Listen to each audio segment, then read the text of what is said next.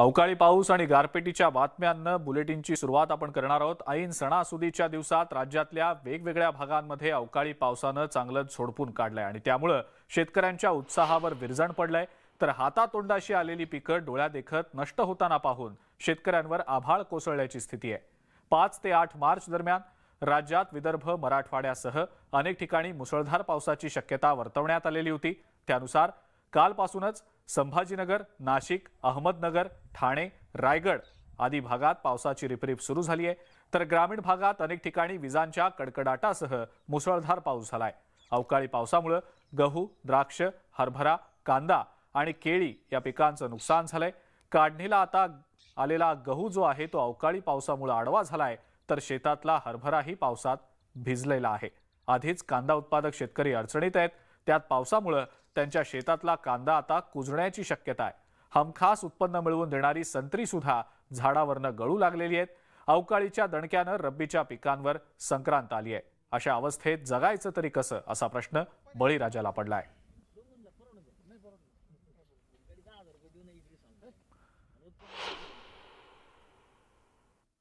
अवकाळी पावसानं दिलेल्या तडाख्यामुळे राज्यातला शेतकरी आता पुन्हा एकदा संकटात सापडलाय। सोसाट्याचा वारा आणि अवकाळी पावसामुळे पिकं भुईसपाट झालेली आहेत। गव्हासह फळबागांचंही प्रचंड नुकसान झाल्यानं शेतकऱ्यांना सरकारनं आता तातडीनं मदत देण्याची गरज निर्माण झाली आहे। अवकाळी पावसामुळे शेतकऱ्यांच्या हातातोंडाशी आलेला घास हिरावला गेलाय। त्यामुळे हताश झालेल्या शेतकऱ्यावर अक्षरशः तोंड झोडून घेण्याची वेळ आली आहे। भुईसपाट झालेल्या गव्हावर पडून छत्रपती संभाजीनगर जिल्ह्यातल्या शेतकऱ्यानं केलेला आक्रोश हृदय पिळवटून टाकतोय। जालना जिल्ह्यालाही अवकाळी पावसानं मोठा फटका दिल्यानं काढणीला आलेला गहू पूर्णपणे आडवा झालाय, तर ज्वारी आणि मका या पिकांचंही मोठं नुकसान झालंय। हिंगोली जिल्ह्यातल्या संत्र्याच्या बागांचं मोठं नुकसान झालंय। सेनगाव तालुक्यातल्या वरुड समन, आजेगाव परिसरातील शेतकरी हवालदिल झालाय। वर्ध्यातील आठही तालुक्यात अवकाळी पावसामुळे गहू, हरभऱ्यासह संत्रा बागांचं मोठं नुकसान झालंय। बुलढाणा जिल्ह्यातही हेच चित्र पाहायला मिळत आहे। नाशिक जिल्ह्यात अवकाळी पावसामुळे सुमारे 200 गावातील 2,500 हेक्टरवरील गहू, हरभरा, कांदा, टोमॅटो, मिरची आणि द्राक्षाच्या बागांचं मोठं नुकसान झालंय। पुणे जिल्ह्यातल्या उत्तर भागातही वादळी पावसामुळे गहू, हरभरा पिकांचं मोठं नुकसान झालंय। नुकसानाचे पंचनामे करून भरपाई देण्याची मागणी शेतकरी करत आहेत। अवकाळी आलीने या पावसाने हातातोंडाशी आलेला हरभरा, गहू अशी पिकं या ठिकाणी या अवकाळी पावसाने आतोनात नुकसान झालेले आहे। शासनाने याकडे त्वरित लक्ष देऊन त्याचे पंचनामे करावेत ही सर्व शासनाला विनंती। शेतकऱ्यांना मागच्याच खरीप हंगामाचं झालेल्या नुकसानाचं अनुदान अद्यापपर्यंत अजून खात्यावर पडलेलं नाही। विमा शेतकऱ्यांच्या खात्यात पडला नाही। त्यातच शेतकऱ्यांनी आपले सोने नाणे गहाण ठेवून रब्बी पीक या ठिकाणी उभं करण्याचं, जगवण्याचं विडा उचलला होता। त्यातच या ठिकाणी या आसमानी सुलतानी संकटानं या ठिकाणी सर्व शेतकऱ्यांचं हे पीक आपल्या हातातून गेलेलं आपल्याला चित्र पाहायला मिळतं। अवकाळी पावसामुळे नुकसान झालेल्या शेतकऱ्यांच्या मदतीसाठी मुख्यमंत्री एकनाथ शिंदेंनी पुढाकार घेतलाय। नुकसानग्रस्त भागात तातडीनं पंचनामे करण्याचे आदेश जिल्हाधिकाऱ्यांना देण्यात आलेले आहेत। सरकार शेतकऱ्यांना लवकरात लवकर मदत करेल असं आश्वासन। अवकाळी पावसाचा फटका शेतकऱ्यांना बळीराजाला बसलेला आहे। त्या सर्व जिल्हाधिकाऱ्यांना मी सूचना दिलेल्या आहेत, निर्देश दिलेले आहेत की तातडीने नुकसानग्रस्त भागाची पाहणी करा, पंचनामे करा आणि पंचनामे झाल्यानंतर नक्कीच या बळीराजाला शेतकऱ्यांना शासन मदत करेल। शेवटी हे बळीराजाचं सरकार आहे, शासन हे सर्वसामान्य लोकांचं आहे। त्यामुळे शेतकरी जो आहे त्याला कुठेही हे सरकार वाऱ्यावर सोडणार नाही। राज्यामध्ये गेल्या वर्षी चांगला पाऊस झाला होता, त्यामुळे पीकही चांगलं आलं। मात्र शेतकऱ्याच्या या सुखाला अवकाळी पावसानं नजर लावली आहे। परिणामी संकटात सापडलेल्या शेतकऱ्याला लवकरात लवकर मदत मिळण्यासाठी शासन आणि प्रशासनानं पावलं उचलण्याची गरज आता निर्माण झाली आहे। Bureau report, news 18 Lokmat.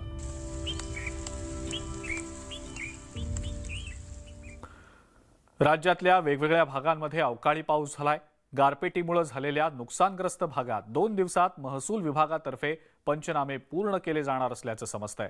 सध्या सुरू असलेल्या अधिवेशनातच शेतकऱ्यांसाठी भरीव अशी मदत जाहीर होईल असं आश्वासन धुळ्याचे पालकमंत्री गिरीश महाजन यांनी दिलेलं आहे। ज्या ज्या वेळेला अशी नैसर्गिक आपत्ती आली त्या काळात सरकारनं शेतकऱ्यांना तातडीनं मदत करण्याची भूमिका निभावली आहे। मध्यंतरीच्या काळामध्ये यात काहीसा खंड पडलाही असेल, पण आता असं होणार नाही असं गिरीश महाजनांनी सांगितलंय। माझ्यासोबत खासदार आहेत, आमदार आहेत, जिल्हाधिकारी आहेत, सगळे अधिकारी पदाधिकारी आहेत। पण निश्चित आता अधिवेशन सुरू आहे। पंचनामे करण्याचे आदेश जिल्हाधिकाऱ्यांनी सर्वांना दिलेले आहेत। ते पंचनामे करण्याचं काम सुरू झालेलं आहे सकाळपासून आणि उद्यापर्यंत सर्व या पिकांचे पंचनामे होतील। अधिवेशन सुरू असल्यामुळे हा प्रश्न आम्ही निश्चित त्या ठिकाणी उपस्थित केला जाईल। जास्तीत जास्त भरीव मदत शेतकऱ्यांना कशी केली जाईल या संदर्भामध्ये आम्ही मुख्यमंत्र्याकडे, उपमुख्यमंत्री महोदयांकडे या ठिकाणी मागणी करणार आहोत। कोथिंबीरीला कवडीमोल दर मिळत असल्यानं शेतकऱ्यांवर कोथिंबीर फुकट वाटण्याची वेळ आलेली आहे। मनमाडमधल्या एका शेतकऱ्याला कोथिंबीरीला भाव न मिळाल्यानं ही कोथिंबीर त्या शेतकऱ्यानं अक्षरशः फुकट वाटली आहे। अशाच प्रकारे नाशकातल्या एका शेतकऱ्यानं काही दिवसापूर्वी आपली कोथिंबीर फुकट वाटली होती।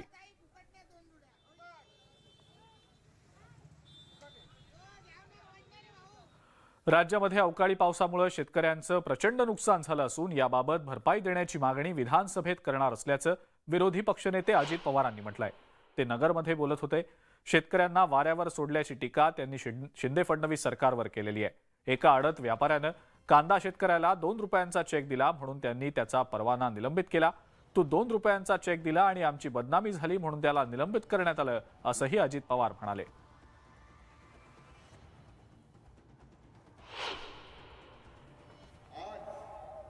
पाथर्डीकरांनो, एक गोष्ट लक्षात घ्या, महागाई वाढली का नाही?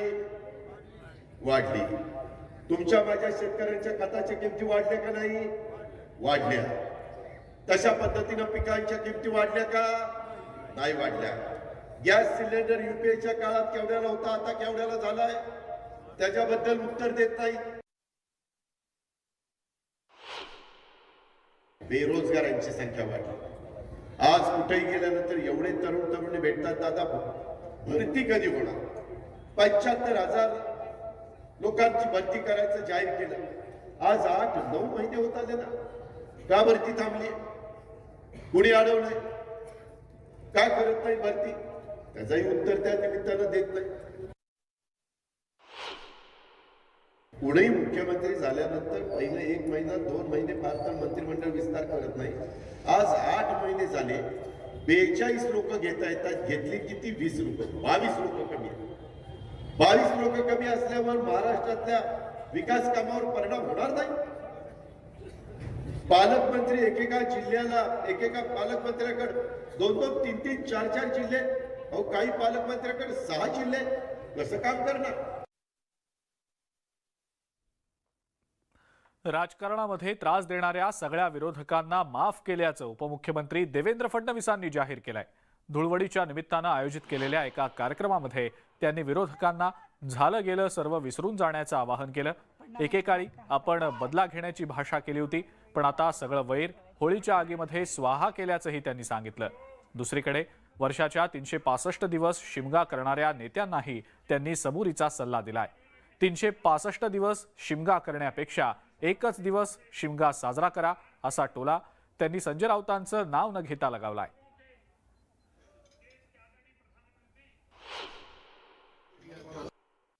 तो हमारे विधानसभा में उठकर ये कहा था कि बहुत लोगों ने हमको तंग किया, इन सब लोगों से हम बदला लेंगे और हमारा बदला ये है कि हमने इन सबको माफ कर दिया। हमने पहले ही माफ कर दिया है, हमारे मन में कोई कटुता नहीं है। मला फक्त 1-2 लोकांना सल्ला द्यायचा आहे की उत्तर भारतामध्ये होळीच्या दिवशी शिमगा करण्याची पद्धत आहे, आपल्या इकडे शिमगा करण्याची पद्धत आहे। पण काही लोक 365 दिवस जे शिमगा करतात त्यांना मला एवढं सांगायचं आहे की एखाद दिवस ठीक आहे, उरलेले 364 दिवस आपण सभ्य माणसांसारखं वागण्याचा प्रयत्न केला तर उत्तम। कोल्हापूरचे खासदार संजय मंडलिक यांचा मुलगा वीरेंद्र मंडलिकांच्या वाढदिवसाच्या निमित्तानं मुरगुडमध्ये बैलगाडा शर्यतींचं आयोजन करण्यात आलेलं होतं। मात्र या शर्यतींच्या दरम्यान सगळे नियम धाब्यावर बसवण्यात आल्याचंही पाहायला मिळालं. खरं तर ही शर्यत जीवघेणी ठरल्याचं पाहायला मिळालंय. पाहुयात याविषयीचाच हा स्पेशल रिपोर्ट. बैलगाडा शर्यतीत जीवघेणा थरार.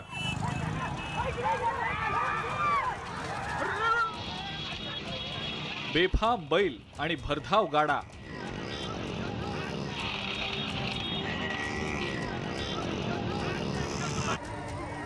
बघ्यांच्या गर्दीत शिरला बैलगाडा.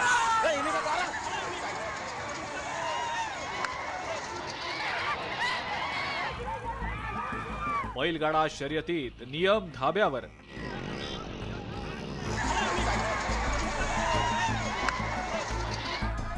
अंगाचा थरकाप उडणारी ही दृश्य आहेत कोल्हापूरच्या मुरगुड गावातली. खासदार संजय मंडलिक यांचा मुलगा वीरेंद्र मंडलिकांच्या वाढदिवसाच्या निमित्तानं ही शर्यत आयोजित करण्यात आलेली होती.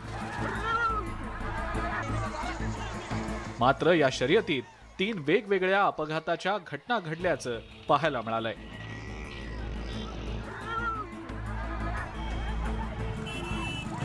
पुन्हा एकदा पहा बैलगाडा शर्यतीचा हा जीवघेणा थरार.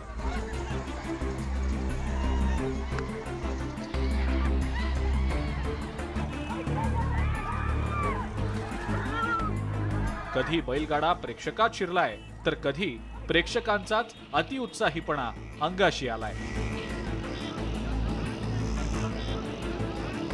बैलगाडा शर्यतीला परवानगी मिळाल्यानंतर आता गावागावामध्ये बैलगाडा शर्यतीचा धुळा उडताना पाहायला मिळते. मात्र अनेक ठिकाणी थरारक बैलगाडी शर्यती पार होताना पाहायला मिळत असून अपघातांना सुद्धा सामोरं जायला लागते. अशाच पद्धतीचा अपघात मुरगुड येथे घडला आहे आणि त्यामुळे अशा अपघातांना रोखण्याची गरज या निमित्ताने आता निर्माण झाली आहे. खरं तर बैलगाडा शर्यतींसाठी काही नियम घालून दिलेले आहेत. त्यामध्ये शर्यतीच्या वेळेला प्रेक्षकांच्या सुरक्षिततेसाठी आवश्यक उपाययोजना करणं, धावपट्टीच्या दोन्ही बाजूला प्रतिबंधात्मक कठडे उभारणं, बैल, गाडीवान आणि प्रेक्षकांच्या सुरक्षेची जबाबदारी आयोजकांवर असते. पण मुरगुडमधील बैलगाडा शर्यतीमध्ये हे सगळे नियम धाब्यावर बसवण्यात आल्याचं समोर आलेलं आहे. या बैलगाडी शर्यतीचं आयोजन करणाऱ्यांना काही नियमावली लागू केली पाहिजे. संपूर्ण बॅरिगेट त्या ठिकाणी बसवले पाहिजेत. या मुख्य जनावरांना देखील ही दुखापत पुढे होऊ शकते आणि बऱ्याच ठिकाणी अपघात होऊ शकतात. त्यामुळे पोलिसांनी हे अतिउत्साही प्रेक्षक आणि अतिउत्साही जे बैलगाडी चालक आहेत त्यांच्यावर गुन्हा दाखल करावा आणि एक नियमावली बैलगाडी शर्यतीची आखून द्यावी आणि त्याचबरोबर बैलगाडी शर्यत जे आयोजक आहेत त्यांना संपूर्ण बॅरिगेटिंग करूनच बैलगाडा शर्यत घ्यायला लावावी. सुप्रीम कोर्टानं बैलगाडा शर्यतींना परवानगी दिल्यामुळं आता गावागावात बैलगाडा शर्यतींचं आयोजन केलं जात आहे. पण त्यासाठी कोर्टानं घालून दिलेल्या नियमांची पायमल्ली केली जात असल्याचंही वारंवार समोर आलेलं आहे. मुरगुडमधल्या बैलगाडा शर्यतीमध्ये घडलेल्या या अपघातांच्या पार्श्वभूमीवर प्रशासनाकडून आता तरी कारवाई केली जाणार का, हाच खरा प्रश्न आहे. ज्ञानेश्वर साळोखे, न्यूज 18 लोकमत, कोल्हापूर.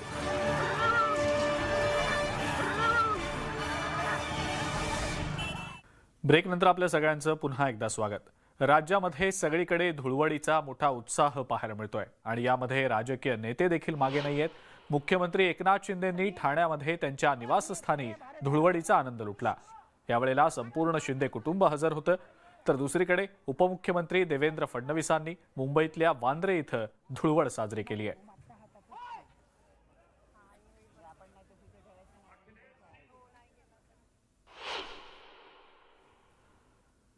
आणि या सगळ्या महत्त्वाच्या बातम्यांसोबतच महाराष्ट्राची खबरबातमध्ये आता वेळ झाली आहे इथंच थांबण्याची. ताज्या बातम्या आणि अपडेट्ससाठी बघत राहा फक्त न्यूज 18 लोकमत.